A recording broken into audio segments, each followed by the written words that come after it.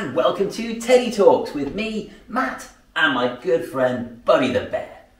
Now, today's story is all about a bear who is very, very, very important indeed.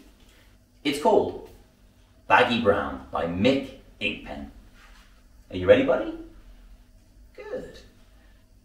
Baggy Brown started out very well indeed. He was made with 999 others just like himself as a special limited edition, costing £499.99 each. In his ear was a golden button in the shape of a crown. And do you know why that was? Because Baggy Brown was made to celebrate the first birthday of Her Royal Highness Princess Sophiniana, firstborn and daughter to the King and Queen of Thingland. Princess Sophiniana, Sophie for short, also started out well, as you can imagine. To give you some idea, this is just the top of the pile of cuddly toys that arrived for her the very day she was born. But do you know, not one of them could stop her crying. Week after week, her little howls rang right royally throughout the palace. In fact, her cries were so upsetting that the King and Queen had to cover their ears with their crowns.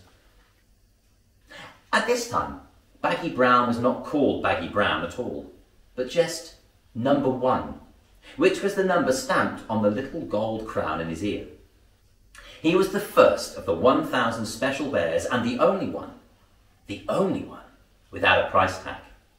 He was priceless, you see, because he was to be presented to Princess Sophie.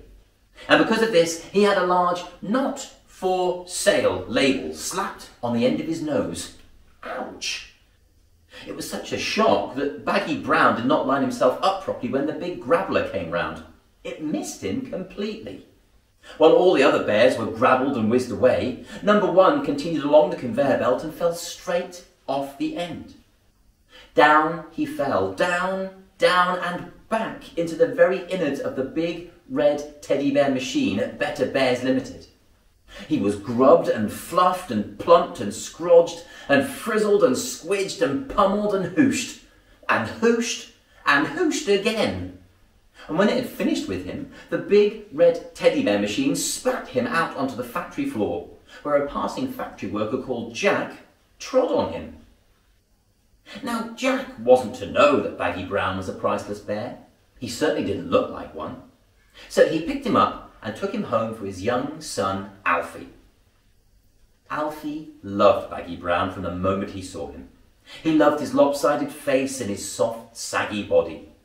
He loved, too, the strange gold button under Baggy Brown's squashed ear, even though he could make no sense of the name on it. "No one," read Alfie slowly. "No one is a silly name for a bear." And he began to think of a proper name. For 3 days, Alfie carried Baggy Brown everywhere with him. But on the 4th day, he hid him. And I'll tell you why. On that day, the television news finished with a story about a missing royal bear. "Number 1 first in a long line of bears is missing," said the reporter. He was holding up number 2 bear. Number one, that's you, Baggy Brown," said Alfie. And that is why, almost as soon as Baggy Brown got his real name, he was being stuffed headfirst into one of Jack's smelly old wellies. That night, Alfie couldn't sleep. He crept downstairs and rescued Baggy Brown from the stair cupboard. Silently, he opened the front door and stepped out into the cool night. Alfie knew his way through all the narrow alleyways that led down to the banks of the great river. He knew, too, all the watery places where the coal barges slopped against the wharves, and he knew exactly which boat would head off into the city before first light. It was into this that he jumped, curled himself into a ball around Baggy Brown, and fell asleep. Baggy Brown was wide awake as the barge slipped out into the great river. He was awake as it slid under black bridges and winking stars. He was awake as it sounded its horn, just as it always did when approaching the royal palace to drop off its load of coal for the royal boiler house. But all the while, Alfie slept on. Which is how he was found by the royal stoker, The stoker, who did not have a clue what to do with a grubby little boy and his grubby little bear, summoned a royal footman. "This belongs to the princess," said Alfie, holding up Baggy Brown.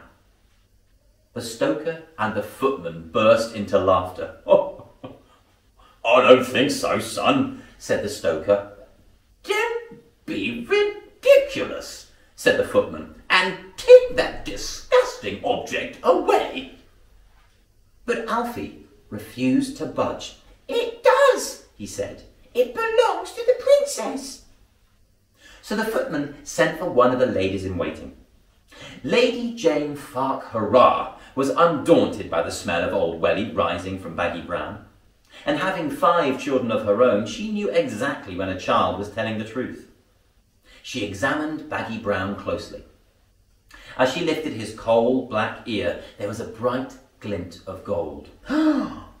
She said, and read aloud, "Number 1. "His name is Baggy Brown," said Alfie. After a quick clean-up with Lady Jane Fark-Hurrah's hanky, Alfie was led through the palace to the royal nursery, where Princess Sophie was howling as usual. Sophie looked at Alfie. She looked at Baggy Brown. She stopped crying, and for the first time in 53 weeks the royal palace was quiet. Sadly, Alfie pushed Baggy Brown through the bars of the royal cot and was led away. But at this moment, Sophie started to howl even louder than before. "Alfie," whispered Lady Jane, "it's not Baggy Brown that Sophie wants. It's you." So that sealed it. Alfie was allowed to keep Baggy Brown, which of course meant that Baggy Brown was allowed to keep Alfie. And what about Sophie? Well, the following week, a parcel arrived for Alfie. In it was a silver phone with just one golden button. From that day on, whenever he liked, Alfie could call for the royal barge to take him and his friends up the great river to the royal palace to visit Sophie. And if I had longer to tell you what happened, I would tell you that Sophie loved Alfie and his baggy brown bear for the rest of her life, and married him just after her 21st birthday. I would tell you that Alfie's father, Jack, became the proud owner of Better Bears Limited. But his proudest day was the day he learned that his grandson, future king of Thingland, was to be named after him. I would tell you that on the day His Royal Highness Prince Jack was born, 10,000 bears rolled off the conveyor belt at Better Bears Limited. And I would tell you that none of them was loved as much as Baggy Brown. Well, that's all from Teddy Talks today, but we'll see you again soon.